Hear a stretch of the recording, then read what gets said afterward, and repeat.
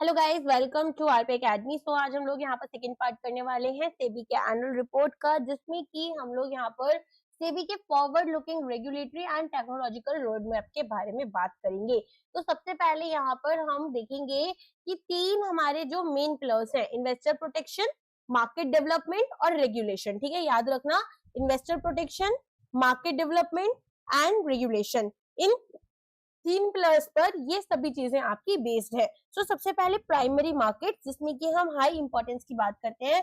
एक mandatory dematerialisation expansion है, जहां पर कवरेज हमने प्रमोटर और promoter group, directors and key managerial personnels, इसके अलावा qualified institutional buyers, employees, special right share holders, इन सभी को यहाँ पर कवर किया है।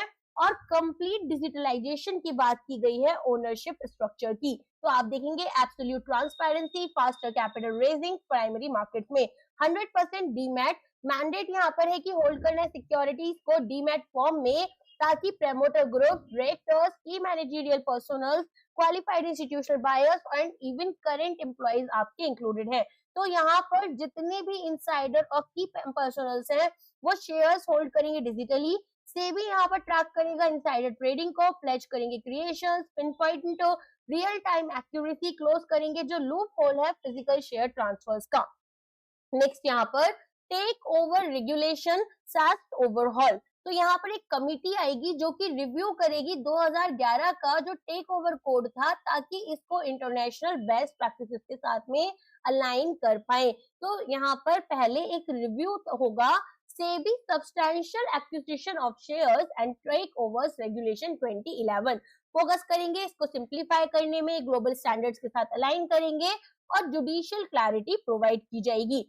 देन यहाँ पर टेम्पलेट्स, आपके जो बेसिक स्टैंडर्ड होता है कि एक टेम्पलेट इस तरह से यहाँ पर डिटेल्स आपको देनी है, तो टेम्पलेट बेस्ड ऑफर डॉक्यूमेंट्स रहेंगे। सेबी अब यहाँ पर डिजाइन इंट्रोड्यूस करेगा स्टैंडर्डाइज टेम्पलेट्स आईपीओ और राइट इशू प्रोस्पेक्टस के लिए। तो करेंटली जो ऑफर डॉक्यूमेंट्स हैं वो हंड्रेड्स ऑफ पेजेस की यहाँ पर डेंस लीगल जार्गन्स के साथ होती है। एक टेम्पलेट यहाँ पर कंपनीज को डेटा को यूनिफॉर्म कट आउट करेगा रिडेंडेंसी को, और इजियर बनाएगा रिटेल इन्वेस्टर्स को समझने में और कंपेयर करने में कंपनीज को। तो प्रॉब्लम क्या है? Too lengthy complex data, right? Solution क्या है? Template based format. तो इम्पैक्ट यहाँ पर क्या रहेगा? फास्टर आईपीओ प्रोसेस होगा और बेटर इन्वेस्टर अंडरस्टैंडिंग रहेगी।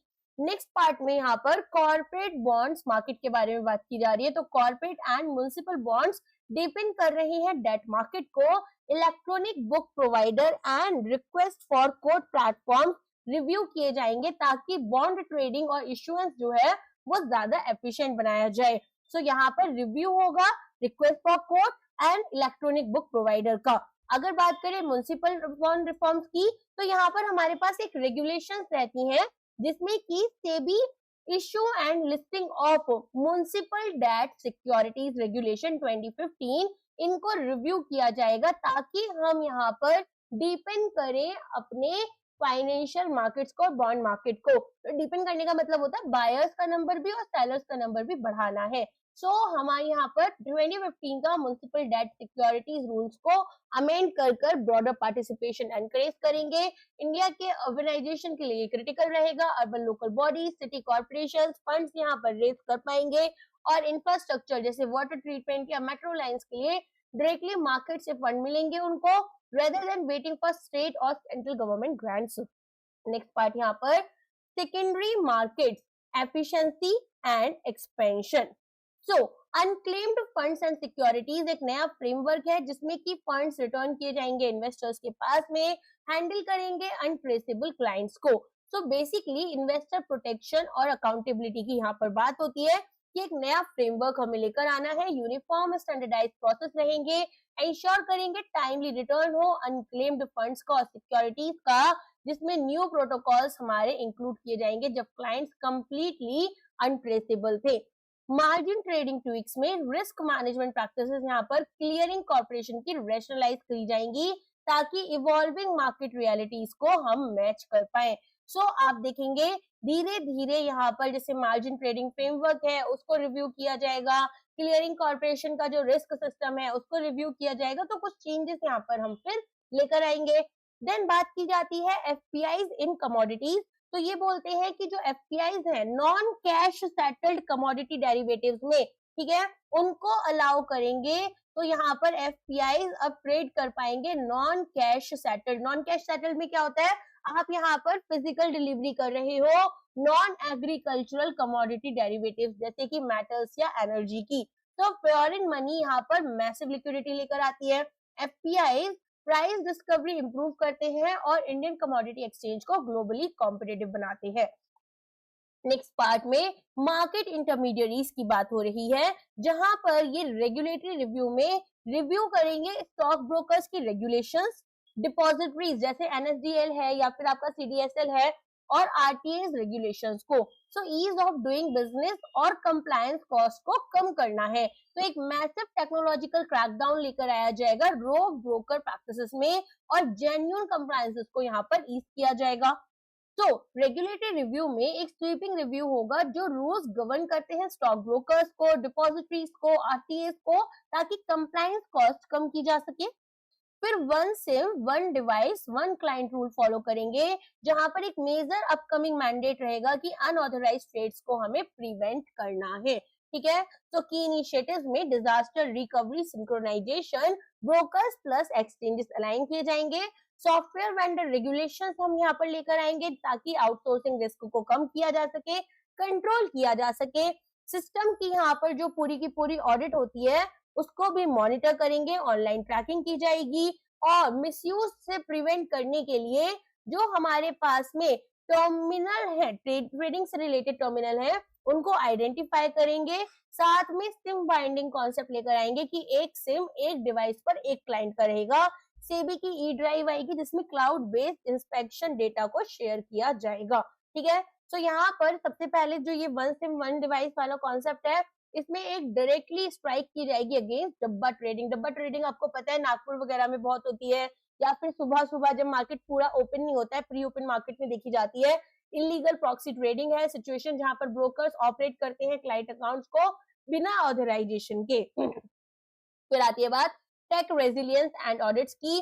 तो ब्रोकर्स को यहाँ पर फोर्स किया गया है कि सिंक्रोनाइज करें अपने डिजास्टर रिकवरी सिस्टम्स को डायरेक्टली स्टॉक एक्सचेंजेस के साथ में। तो एक फ्रेमवर्क रहेगा कि यहाँ पर जो रिस्क है ब्रोकर्स आउटसोर्स कर देते हैं टेक्नोलॉजी थर्ड पार्टी वेंडर्स को, उसको थोड़ा मैनेज किया जाए। सेबी की ई ड्राइव आएगी जो कि यहाँ पर सिक्योर क्लाउड बेस्ड शेयरिंग होगी इंस्पेक्शन डेटा की ब्रोकर्स और डिपॉजिटरीज के बीच में।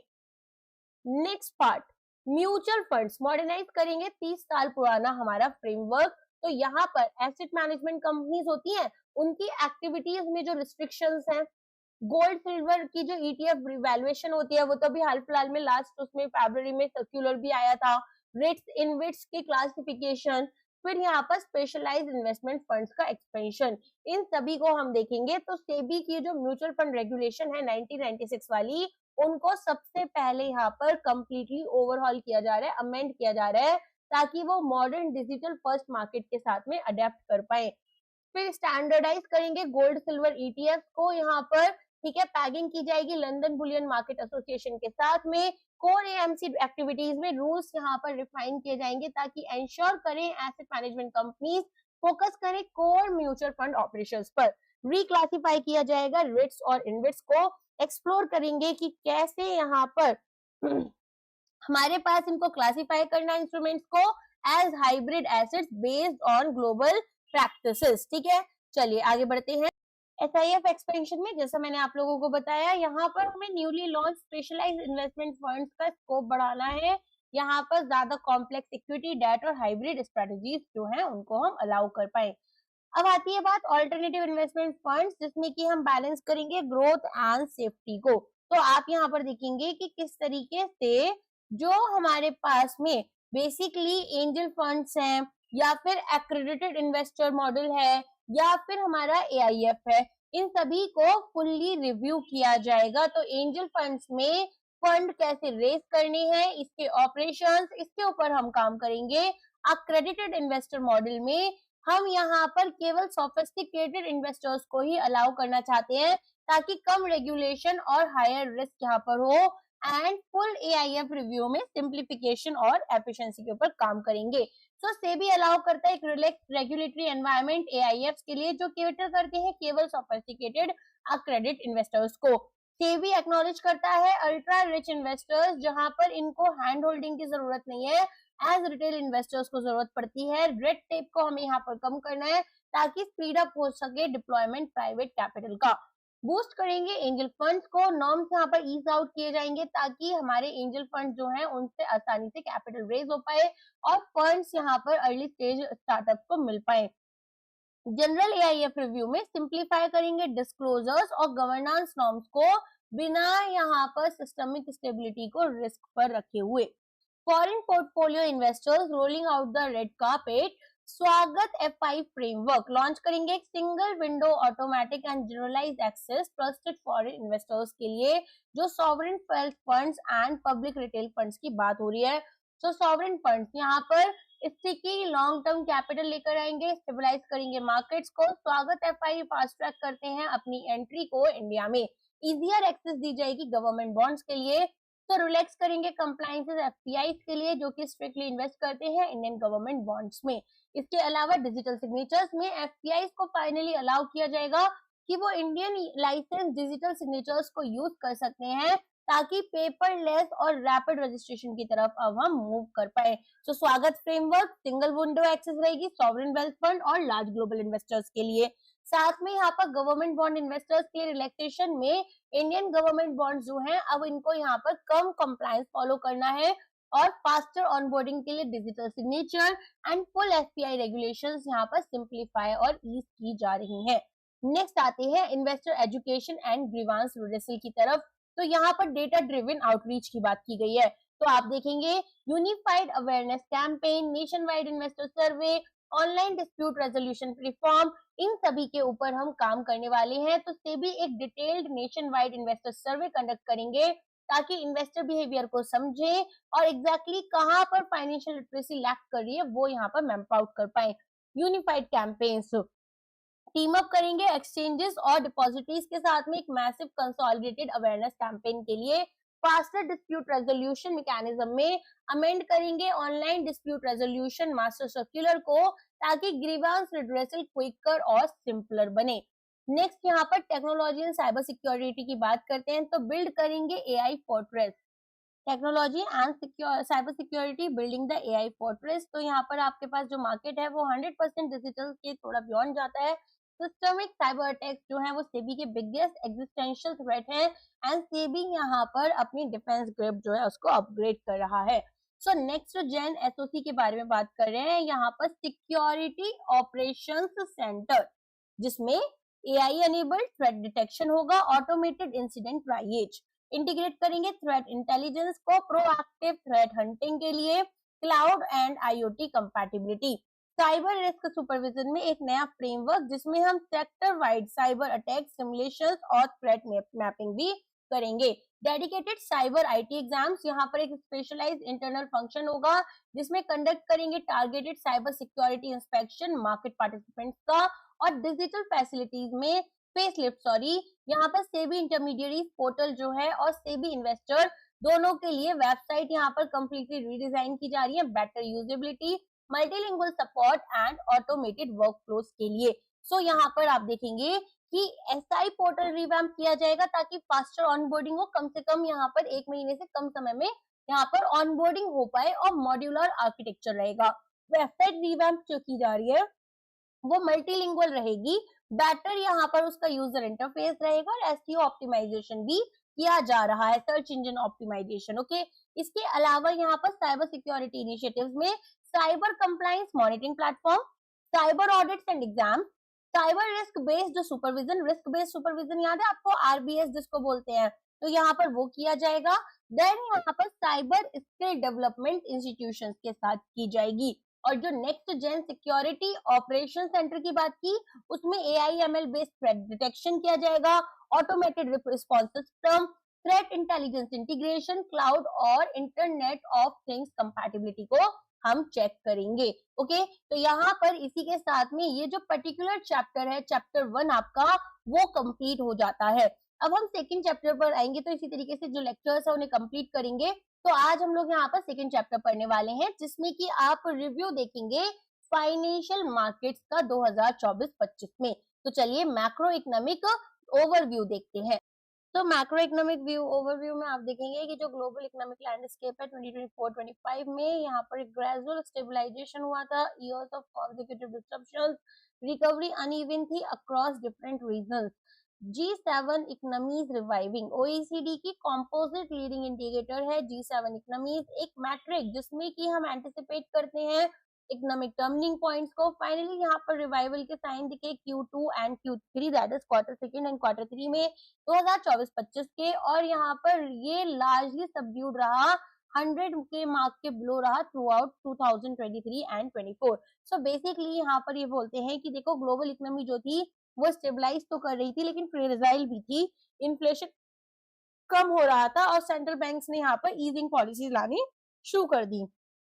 इलेक्ट्रॉनिक्स जो था वहां पर हमारे पास में आप देखेंगे 50% से ज्यादा जो कंट्रीज थी उनमें अनसर्टेनिटी थी और ट्रेड टेंशन जो थे वो बढ़ते जा रहे थे। तो यहाँ पर ग्रोथ फोरकास्ट कुछ इस तरह से रहेगी भाई, 2023 में 3.5%, 24 में 3.3, 25 में 2.8%। तो रिवीजन हुआ था 70 BPS, that is basis points का यहाँ पर, और 70 बीपीएस का 0.70% भी बोल सकते हैं। अब यहाँ पर ग्लोबल अनसर्टेनिटी इंडेक्स जो था वो हाईएस्ट था पैंडेमिक के बाद से, और ट्रेड पॉलिसीज में बहुत ज्यादा अनसर्टेनिटीज एंड गवर्नमेंट का जो डेट था वो भी बढ़ता जा रहा था। सो कंपोजिट लीडिंग इंडिकेटर की ये बात करते हैं कि यहाँ पर जो OECD है इन्होंने बताया कि फ्यूचर इकोनॉमिक टर्निंग पॉइंट्स तो देखने के लिए मिलेंगे। तो G7 में बोला गया कि पोटेंशियल तो है लेकिन रिकवर कर रहे हैं, ठीक है, बिलो पोटेंशियल चल रहे थे हम लेकिन रिकवर कर रहे थे। ब्रिक्स यहाँ पर मिक्स ट्रेंड शो कर रहा था और इंडिया कंसिस्टेंट रिकवरी में एक लीडर की तरह यहाँ पर नजर आ रहा था।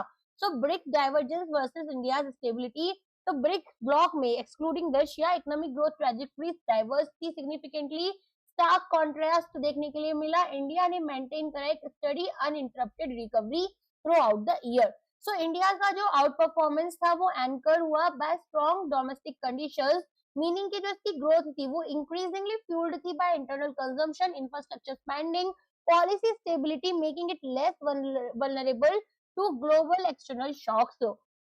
अब यहाँ पर आप देखेंगे securities market valuation and global performance. तो यहाँ पर हमारे पास में धीरे धीरे अगर देखें इंडियन इकोनॉमी अच्छा परफॉर्म कर रही थी, जीडीपी ग्रोथ हमारी 6.5% थी, जीवीए हमारी 6.4% थी, और यहाँ पर पीएफसीई की बात करें अगर हम तो वो भी हमारा अच्छा ही जा रहा था, that was approximately as per this report 61.4% of GDP, ठीक है। तो प्राइवेट फाइनल कंजम्पशन एक्सपेंडिचर हमारा यहाँ पर 61.4% ऑफ जीडीपी चल रहा था।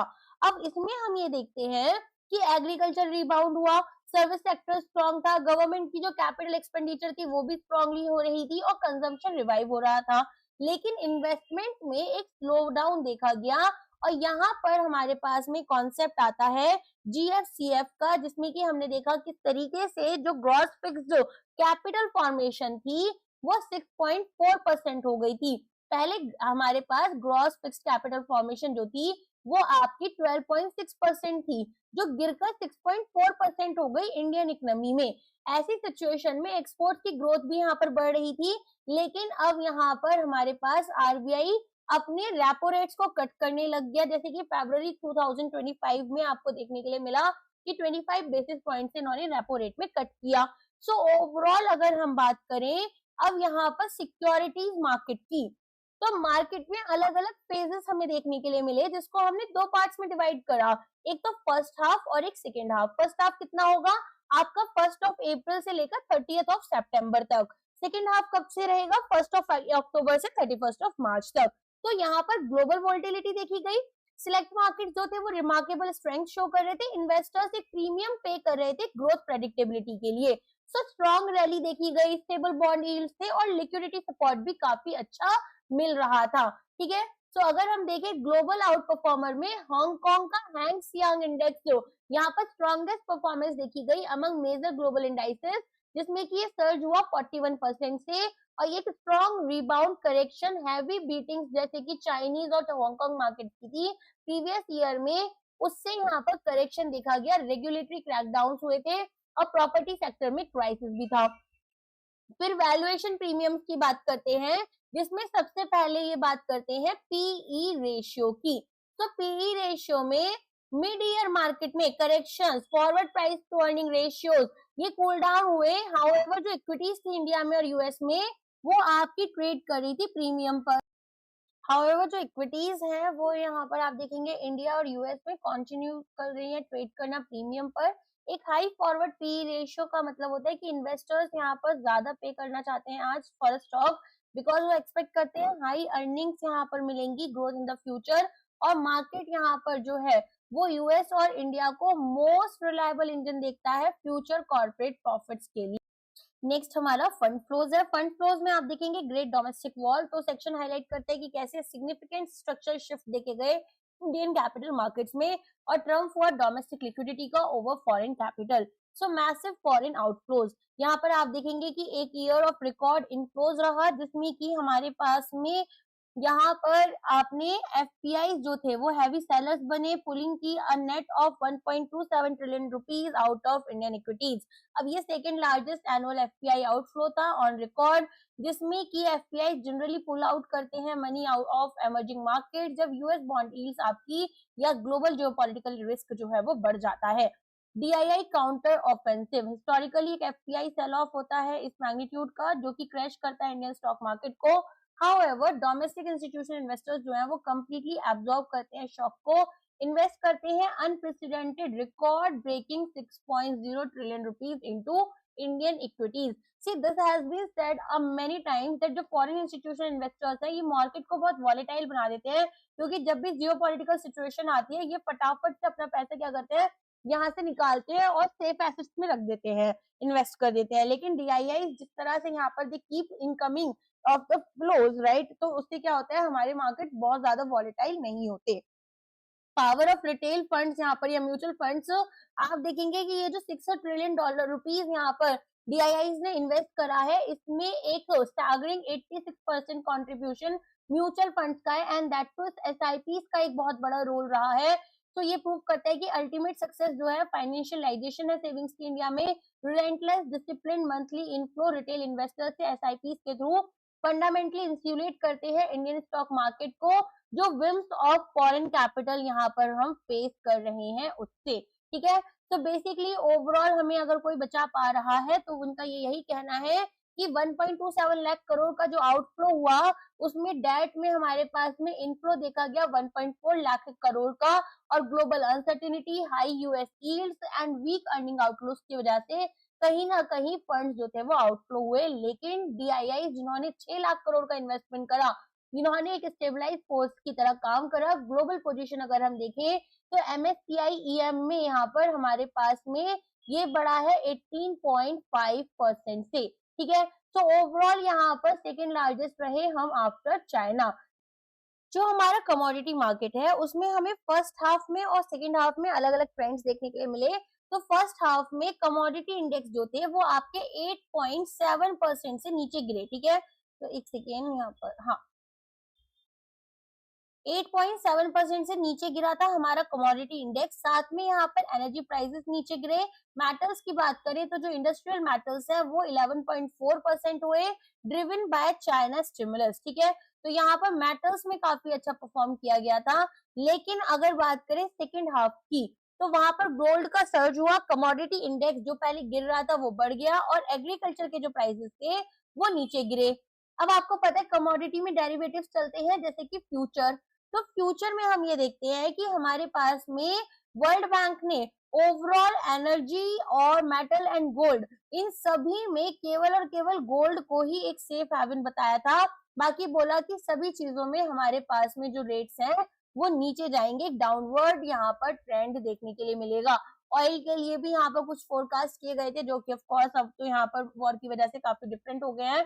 गोल्ड का इन्होंने बोला था कि भाई देखो 26% से रेट इंक्रीज होगा, और ये हमारे पास में यहाँ पर trade Wars, weak demand, OPEC plus supply increase इसकी वजह से देखने के लिए मिलेगी। ठीक है, अब जो नेक्स्ट चैप्टर है आपका प्राइमरी एंड इक्विटी मार्केट से रिलेटेड, इसको हम नेक्स्ट वीडियो में पढ़ेंगे। अभी के लिए बस इतना ही रखते हैं। आई होप लेक्चर आपको पसंद आया होगा। लाइक करना, कमेंट कर बताना।